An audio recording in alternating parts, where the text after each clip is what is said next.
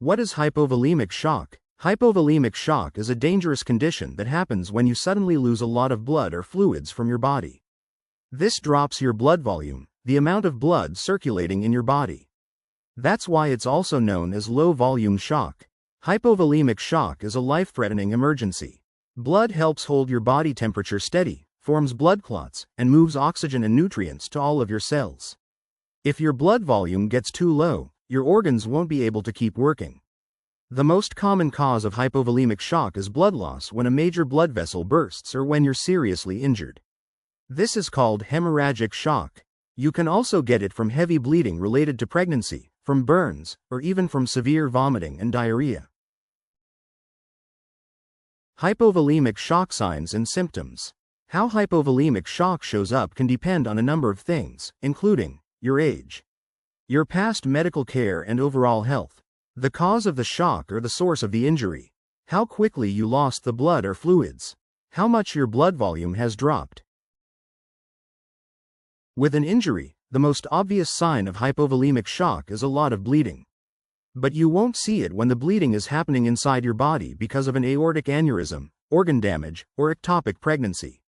Other signs of hypovolemic shock include rapid heartbeat, quick, shallow breathing, feeling weak, being tired, confusion or wooziness, having little or no pee, low blood pressure, cool, clammy skin.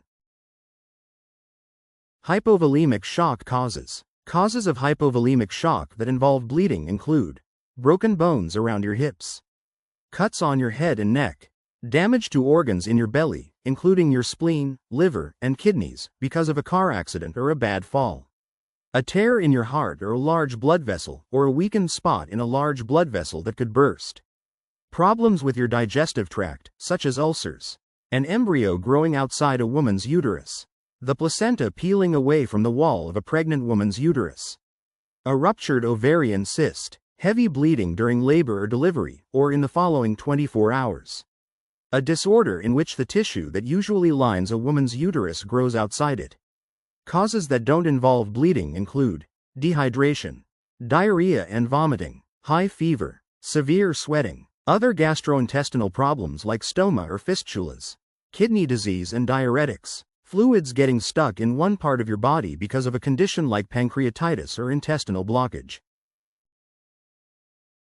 Hypovolemic shock stages. There are 4 stages of hypovolemic shock. Loss of up to 750 cubic centimeters or milliliters of blood, up to 15% of your total volume. Your blood vessels narrow slightly to keep blood pressure up. Your heart rate is normal, and your body makes as much urine as usual. Loss of 750 to 1,500 cc of blood. Your heart rate rises. Your body starts to pull blood away from your limbs and intestines and sends it to vital organs like your heart and brain. Your blood pressure and urine are regular, but you may feel some anxiety. Loss of 1,500 to 2,000 cc of blood, about a half gallon. Your blood pressure drops. Your body stops making as much pee. Your limbs are cold and clammy, and your skin is pale. You may become confused or flustered. Loss of more than 2,000 cc of blood, more than 40% of your total blood volume. Your heart is racing, but you feel sluggish. Your blood pressure is very low. Your body is making little or no pee. Hypovolemic shock diagnosis. Your doctor will check your temperature, pulse, breathing, and blood pressure. They'll check the color and feel of your skin. If you're awake and alert, they'll ask about past medical issues and your overall health. If you could be in shock because of an ectopic pregnancy or something else related to your reproductive organs, the healthcare team will also do a pregnancy test and ask about your last menstrual period and any recent vaginal bleeding. You may need more tests, including imaging studies such as X-rays, ultrasounds, or CT scans. Blood and urine tests, heart tests like echocardiogram and electrocardiogram. Hypovolemic shock treatment. The first step is to get you to the emergency room as quickly as possible. Along the way, someone should try to stop any visible bleeding. Your medical team will try to get as much oxygen as possible to all parts of your body. Stop, or at least control, blood loss. Replace blood and other fluids. You'll get fluids through an IV, a bag of liquid attached to a needle that goes directly into a vein. Most people who lose more than 30% of their blood volume will also need a blood transfusion. Many will need some kind of surgery, especially if they have internal or gynecological bleeding. Hypovolemic shock complications. Hypovolemic shock can lead to complications such as infection, damage to your kidneys and other organs, death.